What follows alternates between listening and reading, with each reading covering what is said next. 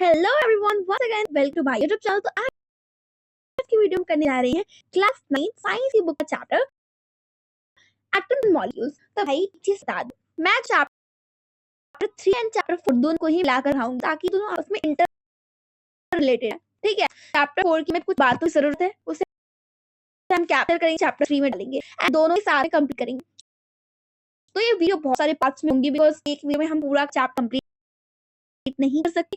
हाँ, एक one shot मिलाऊंगी जब पूरा चैप्टर कंप्लीट हो जाएगा। तो अभी स्टार्ट कर रहे हैं विदाउट वेस्टिंग एनी टाइम।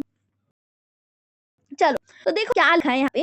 हमारे पुराने समय एंशिएंट जो इंडिया था और ग्रीक फिलोसफर्स थे, उन्होंने क्या किया, उन्होंने जाना क्या मैटर का अनसीन फॉर्म, जिन्होंने बिना देखा वो फॉर्म को स्टडी की।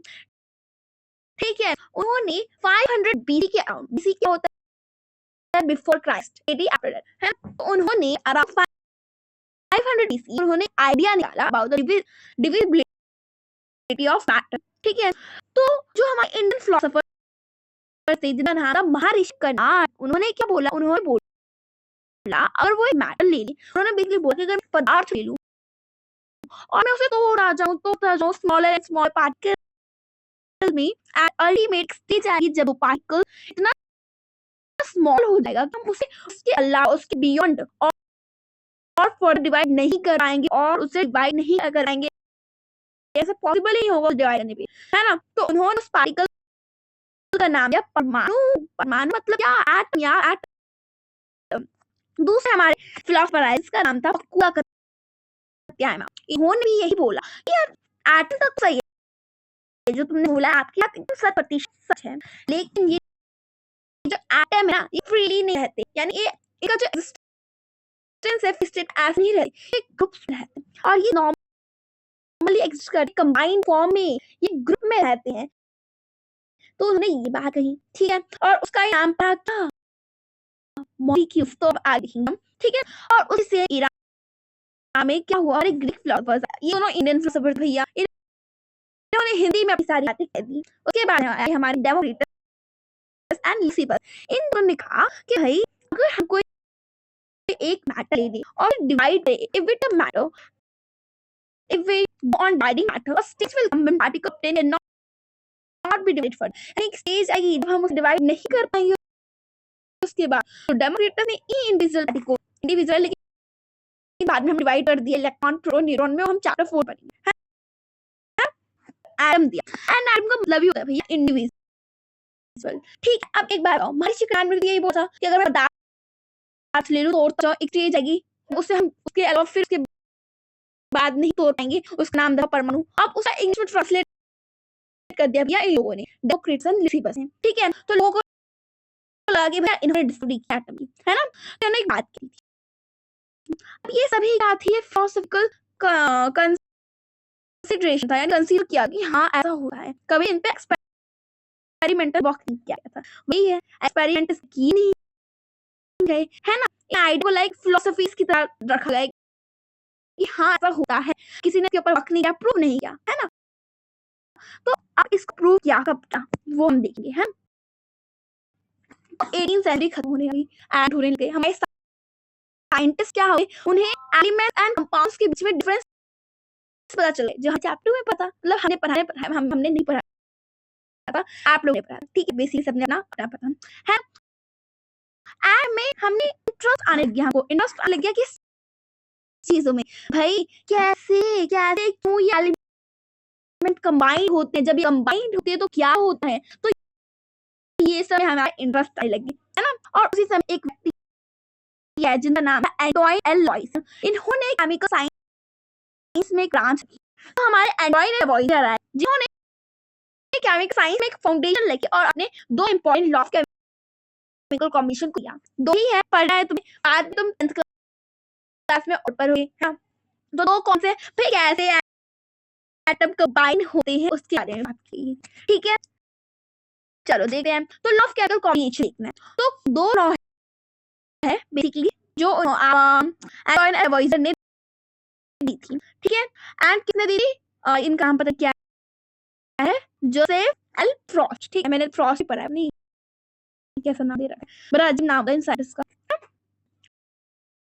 है law of conservation of mass. क्या कहता है ये कहता है कि is there change in mass when a chemical change या केमिकल रिएक्शन टेक्स प्लेस। जब कोई केमिकल रिएक्शन होता है तो क्या कोई मास में चेंज आता है, मास बनता है, मास डिस्ट्रॉय होता है। तो ये बात ये इन्होंने, तो देखो मैं बता रही हूँ तुम्हें केमिकल रिएक्शन क्या होता है। केमिकल रिएक्शन होता है जब दो मान लो ये ए है ये बी है, A and B, A B को मिलाया, मेरे को मिला सी, है ना।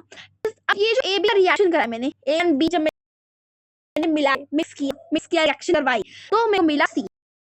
अब जो ए बी की प्रॉपर्टी होगी वो सी से एकदम डिफरेंट होगी। एग्जांपल दो, देख मान लो मैं लिया H2 प्लस O2, मुझे देता है H2O।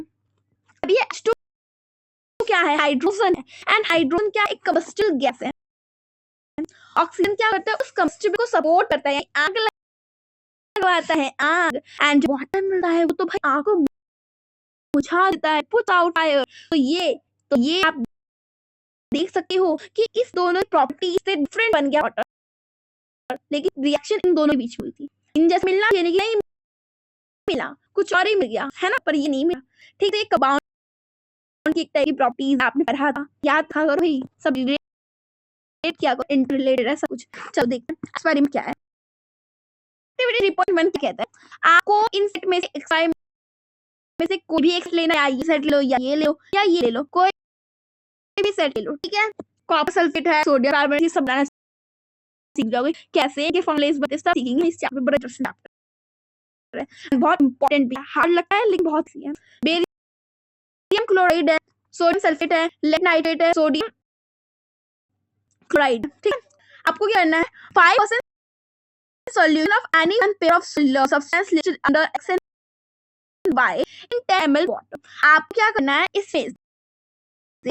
इनमें से, ठीक है, इनमें से तो आपको क्या करना है, आपको ट्यूब लेनी है 10 ml, 10 ml जिसमें होना चाहिए क्या, वाटर। उसमें आप 5% सॉल्यूशन डालें, दोनों एक्सेस में डालना, वाइस में डालें। आपको पता 5% सॉल्यूशन कितना होता है, कंसंट्रेशन है ना, पीछे mass by mass, volume by volume, वही आपको आके बनाना है 5% सॉल्यूशन, ठीक है। आपको इस तरीके की सॉल्यूशन बनाना है। आप क्या करना है, आपको take a little amount of solution of y, ये छोटा थोड़ा अमाउंट आपको y का थोड़ा अमाउंट आपको कॉनिकल फ्लैश में डालना है, ठीक है।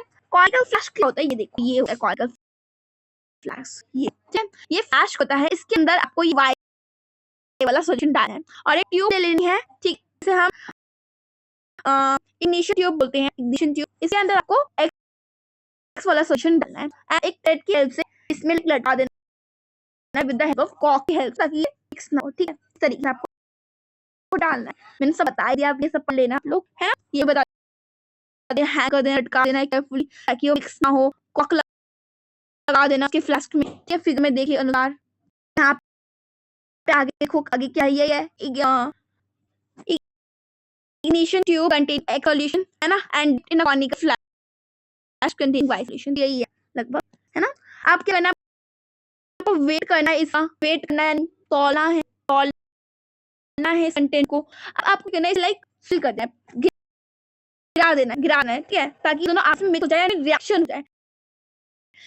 हो जाए तो दोबारा से आपको वेट करना है। वेट करोगे तो क्या इस रिएक्शन क्या होगा, क्या आपके अकॉर्डिंग इस आपके अकॉर्डिंग क्या केमिकल रिएक्शन होगी, हाँ होगी chemical reaction. Why should we put a कॉक ऑन माउथ ऑफ फ्लैश, हमने कॉक तो लगाया है उसके माउथ पे, तो बताऊंगी मैं आपको। Does the mass of flash and it's content क्या चीज होगा, नहीं होगा। अब बता दो क्या हमने किया यार, हमने क्या किया, मान लो एक्स लिया है, एक्स को वाई के साथ रिएक्ट करवा के हमने एक नया सब्सटेंस बनाया है, मान बनाया है z, ठीक है। मैं ये बता रही हूँ mass of this equal to mass of this, explain करूँ कैसे, चलो कर रही हूँ। हम पहले ये बात करें, हमने कॉक क्यों लाया, कॉक इसलिए लगाया ताकि वो गैस बनेगी, गैस उड़े ना, और गैस उड़ गई तो मास कम हो सकता है, ज्यादा हो सकता है, हाँ, गैस उड़े ना, इसलिए हमने कॉक लगा दिया ताकि कोई भी सब्सटेंस उड़ के ना आ जाए, ताकि हमारा वेट प्रॉपर्ली हो। जब वेट होगा तो आपको मास सेम दिखा, यही कहता है लॉ ऑफ कंजर्वेशन ऑफ मास, कि मास के neither create nor destroy ना chemical reaction। तो ये पे बात की गई, वही बात कही है। Law of conservation of mass that gas can be created, not destroyed in a chemical reaction. ठीक है, and there is no net change in mass during chemical reaction. कोई chemical रिएक्शन हुआ है तो मास चेंज नहीं होगा। अब एक और चीज समझो, हमने H2 को O के साथ रिएक्ट कराया, मिला हमें H2O। अब जो इसका मास होगा वो इक्वल होगा इस मास में, ठीक है। और इनको जिसके तरह हमने X Y लिया था, ये क्या है, हमारे रिएक्टेंट्स है, ठीक है। और जब इनका मिला लाइक हो गया, इनको मिला दिया, मेरी रिएक्शन हो गई, तो बस जो बना उसे हम कहते हैं छोटी छोटी बात में याद रखनी पड़ेगी, ठीक है। चलो अब लास्ट देखते हैं लॉ ऑफ कांस्टेंट प्रोपोर्शन। तो अब देखते हैं लॉ ऑफ कांस्टेंट प्रोपोर्शन क्या कहता है। Lavoisier with other scientists noted that many compounds were composed to one element, each such compound had same element, same proportion irrespective of where the compound came from and who prepared। क्या कहा गया, भाई Lavoisier एक और scientist नाम था Frost, इन दोनों ने ही देखा, क्या देखा कि दो से ज्यादा एलिमेंट्स मिलते हैं एंड कंपाउंड बनाते हैं। कंपाउंड और जो कंपाउंड बनता है वो उन्हीं सेम एलिमेंट से बनेगा, कोई और सेम एलिमेंट से नहीं बनेगा, सेम पोर्शन बनेगा। ये मतलब नहीं है कि आप कहां से ला रहे हो, कौन बना रहा है, वो उसी से बनेगा। चलो बताती हूँ एग्जांपल से। मान मैंने लिया है H2 प्लस O2 मिलकर बनाता है H2, ये एग्जांपल हम बार बोलेंगे ना, ये बनाता है। अब ये जो वाटर है ना, ये इन्हीं से बनेगा, हाइड्रोजन एंड ऑक्सीजन से ही बनेगा। चाहे आप कुछ भी कर लो, कहीं से आपको वाटर नहीं मिलेगा, इन्हीं को एलिमेंट से मिलेगा, सेम एलिमेंट से कंपाउंड रेडियो। एंड दूसरी चीज सेम प्रोपोर्शन में, यानी इनका रेशियो होगा, कितना अमाउंट हाइड्रोजन मिला, कितना अमाउंट ऑक्सीजन मिला के है, वो रेशियो फिक्स होगा। अगर आपने ज्यादा कम कर दिया ना तो वाटर ना चौड़ बन जाएगा, ठीक है। और ये भी मतलब नहीं है कि अगर आप पानी नदी से लो, नाली से लो, कहीं भी लो, एक तरफ कहीं से भी लो, ये पानी जो होगा ये हाइड्रोजन ऑक्सीजन से ही बनेगा और सेम प्रोपोर्शन में बनेगा। सेम प्रोपोर्शन मतलब भैया सेम प्रोपोर्शन सेम अमाउंट में, ठीक है। कितना अमाउंट इसका लग रहा है, कितना अमाउंट इसका लग रहा है, तो बेसिकली 1:1 में बनाइए, है ना। यानी अगर 1 ग्राम पानी लोगे, मतलब हाइड्रोजन लोगे, 8 ग्राम ऑक्सीजन लोगे, तो आपको 9 ग्राम वाटर लेगा। यही होगा आपका हर जगह, ठीक है। कहीं पे आपको ज्यादा नहीं करना है, वरना वाटर कुछ और बन जाएगा। चलो आगे क्या, तो कोई भी कंपाउंड जैसे वाटर एग्जांपल भी है, वाह भी वाह, जो मास होता है हाइड्रोजन का, ऑक्सीजन का, वो हमेशा 1:8 होगा, बताया मैंने साहब, है ना। अब ये नहीं है आप सोर्स पे मत जाओ, सोर्स आपने कहां से सोर्स लिया है, कहीं से आप व्हाटएवर कोई सोर्स लो, कोई मतलब नहीं है, बट रेशियो यही होगा। जैसे 9 ग्राम वाटर बनेगा, मैं 1 ग्राम हाइड्रोजन को 8 ग्राम ऑक्सीजन मिलाऊंगी, है ना। उसी तरीके से अमोनिया NH3 नाइट्रोजन हाइड्रोजन से मिलकर बनता है, और इनका रेशियो क्या होता है, 14:3 होगा। यानी जब आप 14 ग्राम नाइट्रोजन लेंगे, 3 ग्राम हाइड्रोजन लेंगे, तो आप क्या बनेगा, आपका बनेगा अमोनिया, ठीक है। मैंने टेबल एक प्रीवियस वीडियो में टेबल ये मैंने अपलोड किया, ठीक है, NH4 वाली, तो देख लेना, अमोनियम बन गया, मैंने सर्च किया हाइड्रोजन अमाउंट तो अलग है, छोड़ो से लीव इट। चलो तो बेसिकली लॉ ऑफ कांस्टेंट क्या कहता है, जिसे हम डेफिनिट प्रोपोर्शन बोलते हैं, ये बोलता है in chemical reaction the elements are always present at max proportion by mass, यानी वो रेशियो 8 में वाटर प्रेजेंट में हुआ, ठीक है, हाइड्रोजन ऑक्सीजन वाटर में, तो ये बोला है, ठीक है। थोड़ा बहुत अब ये सोचो कि 1:8 आया कहां से, हमें बताओ, ये आगे देखोगे चैप्टर के आगे, मैं बताती हूँ। H2 होता है, H2 हाइड्रोजन का मास है 1U, यहाँ पे 2 प्रेजेंट है, ऑक्सीजन का मास 16, यहाँ पे 1 प्रेजेंट है, 2:16 करके 1:8 आता है।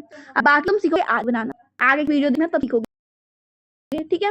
तो अब दूसरी प्रॉब्लम क्या साइंटिस्ट ने फेस की कि भाई उन्हें कोई एप्रोप्रिएट एक्सप्लेनेशन नहीं दिया था, अच्छी डेफिनेशन फ्रेम कर नहीं दिया था लॉस की। तो एक हमारे एक केमिस्ट आए, कह सकते हैं, उनका नाम था जॉन डाल्टन। सारी थ्योरी जिनकी गलत निकली, मैं सब कह रही हूँ, ड्रॉबैक आए थे सारी थ्योरी, ठीक है। उन्होंने बेसिकली प्रोवाइड की थी क्या, आपको सिंपल नेचर बताता है, हाँ मैटर ऐसा हो सकता है मेरे अकॉर्डिंग, भैया अब मुझे नहीं पता, बाद में पता चला सारी गलत है ना। तो डाल्टन ने बेसिकली उन्होंने idea of visibility of matter लगाया, भाई कि मैटर ऐसा होता होगा, इस तरीके से उन्होंने लगाया, ठीक है। जो कि सिर्फ फिलॉसफी मैंने बताया, उसको ऊपर कोई साइंटिफिक प्रूव नहीं किया था, किसी ने बताया नहीं था कि हाँ ऐसा होता, मैंने एक्सपेरिमेंट ऐसा कुछ नहीं फिलोसफी बस है ना। तो उन्होंने नेम दिया atom again by Greek as small particle of matter और एटम। उन्होंने ये बोला कि भाई कोई भी मैटर के स्मॉलेस्ट पार्टिकल को ही एटम बोलते हैं, ठीक है।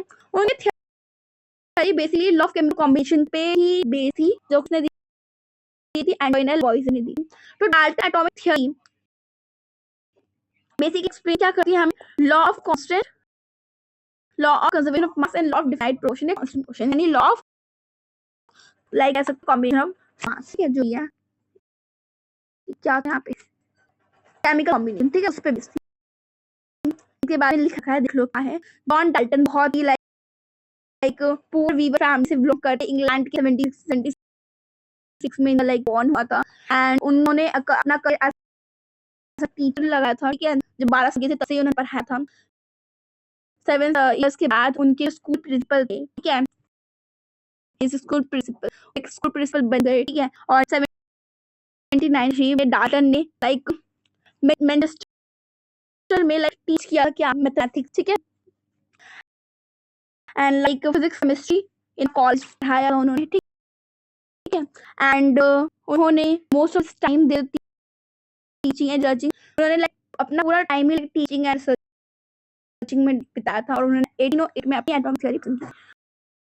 भाई पहले बताती हूँ, मेरी इंग्लिश वीक है, इतना समझ आता बताती हूँ, ठीक है। तो उतना देखना कि हाँ एक दो लाइन गलत आते हैं, क्योंकि पहले खुद मैंने पहले मतलब कोई और बुक पढ़ी है, मैं एनसीईआरटी भी नहीं की है बेसिकली, मैं एनसीईआरटी फर्स्ट टाइम रीड कर रही हूँ एंड बता दूँ। एंड मैं ये बता I am also 9th class, ठीक है। तो मैंने इतनी कोई और पढ़ी एनसीईआरटी एज अ गाइड के लिए आप बता रहे, ओके। चलो आगे बढ़ते हैं।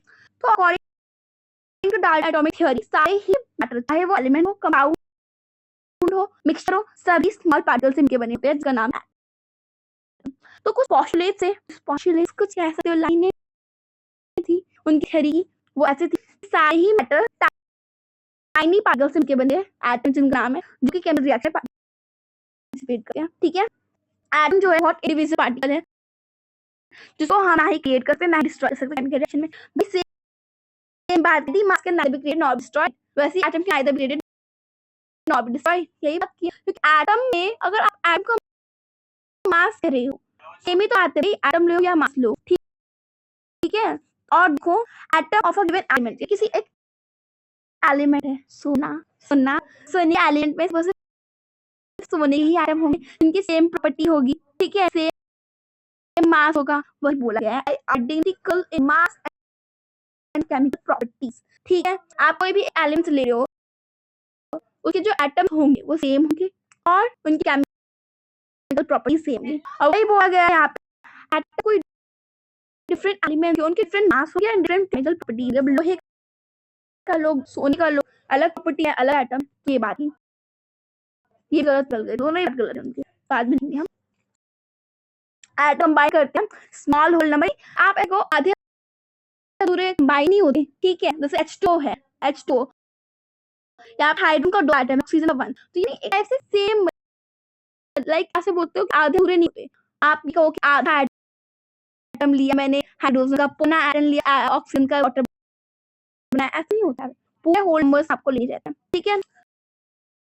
The related number and kind of atom are constant in given compound, किसी कंपाउंड में अगर आपको कंपाउंड बनाना है जो नंबर होगा, ठीक है। और जो आप एलिमेंट यूज कर रहे हो, जो आप एलिमेंट डाल रहे हो वो सेम रहे, जैसे आप वाटर बना रहे हो तो हाइड्रोजन नहीं ऑक्सीजन ही रहेगा, कोई और एटम वो बनेगा ही नहीं, ठीक है। तो आप इसके बारे में नेक्स्ट चैप्टर पढ़ोगे कि एटम स्मॉलर पार्टिकल्स के बने, यानी एटम को भी हमने भी क्लासिफाई कर दिया है, इसमें इलेक्ट्रॉन, प्रोटॉन, न्यूट्रॉन में। तभी मैंने बोला 2 चैप्टर आते रहेंगे तब समझ में आएगा, वैसे मत पढ़ना, मैंने याद करना पड़ेगा सारी चीजें। क्वेश्चन है कुछ लेके क्वेश्चन, चलो कर लेते क्वेश्चन, देखो जो देख लेते हैं क्या है क्वेश्चन, बड़ा सिंपल क्वेश्चन।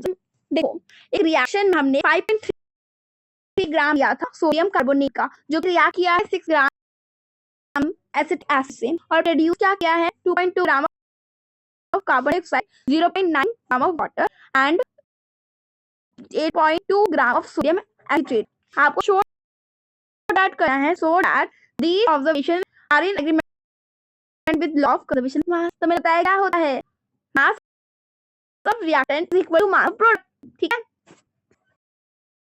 अब यही से हम लेते हैं answer. Sodium carbonate, sodium carbonate का मास कितना है 5.3 ग्राम, रिएक्ट कर रहा है किसके साथ 6 gram of acetic acid and produce product क्या है, प्रोडक्ट है 2.2 gram carbon dioxide, 0.9 gram of water, 8.2 gram of sodium acid. चलो देख रहे हो 11.3 ग्राम हो और यहाँ पे 11.3 यानी कि हमारा ये प्रूव हो गया, यानी हमने प्रूव कर दिया mass of reactant is equal to mass of product, ठीक है। यही तो प्रूफ ना था, दिया ना हमने प्रूफ। पावर ऑफ होने वाला है मोबाइल का, चलो अब यही मैंने यहाँ प्रूफ किया। तो मैं ऊपर देखो हाइड्रोजन ऑक्सीजन कंबाइन करते हैं 1:8 में ताकि वाटर बनाए, हमें पता है यही चीज हमें पता है। What are oxygen gas be required to react with completely with 3 gram hydrogen gas, यानी कि हमने ये तो देखा कि भाई 1:8 में कंबाइन होता है। अब मैंने ले 3 ग्राम, मेरे को ऑक्सीजन गैस की चाहिए भाई, ये मैंने बताया। मान लो 1 ग्राम हमने हाइड्रोजन लिया 8 ग्राम ऑक्सीजन लिया, तो मेरे को H2O कितना बनेगा, कितना बनेगा, 1 ग्राम लिया है 8 ग्राम ये थी, तो बनेगा मेरा 9 ग्राम। ओके समझ में आ गया। अब मैंने यही 3 गुना कर दिया है, 3 गुना कर दिया, यानी कि मैंने इसे कर दिया 3 गुना 1/3 तो किया ना, तो वैसे ही जिस R को भी 3 टाइम करना पड़ेगा, क्योंकि मैं इन दोनों को डबल कर ट्रिपल करना पड़ेगा, ये बनेगा इज इक्वल टू कितना आएगा, देखो 3 + 8 24 24 27। आपको कितना चाहिए 24 ग्राम, समझिए नहीं भाई, पहले बताया 1:8 कंबाइन होते हैं, ठीक है, कंबाइन होते हैं इक्वल मान लो, कुछ भी मान लो। अब इन्होंने 3 से इसको मल्टीप्लाई किया, तो मुझे भी तो 3 से मल्टीप्लाई करना होगा, ट्रिपल कर दिया तो ट्रिपल में कर दिया, ठीक है, ताकि उनका रेशियो बरकरार रहे। ये था 1:8, इन्होंने कर दिया 1:3, मेरे को इसको भी तो × 3 करना पड़ेगा, कितना हो गया 40। तो 24 ग्राम हम ऑक्सीजन गैस रिक्वायर चाहिए ताकि हम 3 ग्राम हाइड्रोजन गैस कंप्लीटली क्या कर सकते, गैस वाटर बना सकते। ओके चलो कंप्लीट हो गया। मेरे को पता मेरी एक्सप्लेनेशन से अच्छी नहीं है, बट फिर भी ट्राई कर रही हूं, I just try to explain you, ठीक है।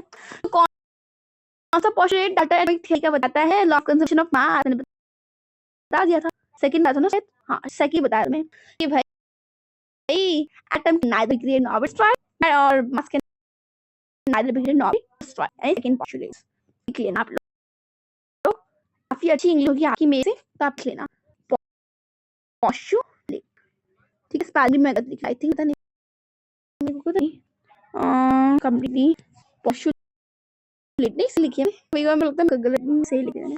अब कौन सा पोस्टुलेट डाटा एटॉमिक थ्योरी का एक्सप्लेन करता है, फिनाइल प्रोपोर्शन शायद 50 करता है ना, एटम बाइंड करता है स्मॉल रेशियो में, ठीक है, और होल नंबर फॉर्म कंपाउंड, ठीक है। फिर पोस्टुलेट लेना है, फिर पोस्टुलेट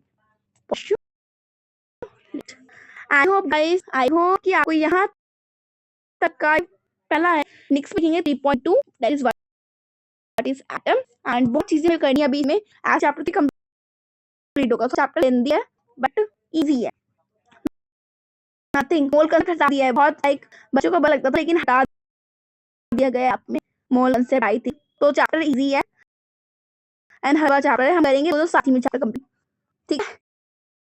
चलो आई होप आपको अभी इतना समझाया थोड़ा बहुत समझ में आया होगा, एंड आपकी सपोर्ट कीजिए ताकि हमारा चैनल ग्रो कर सके।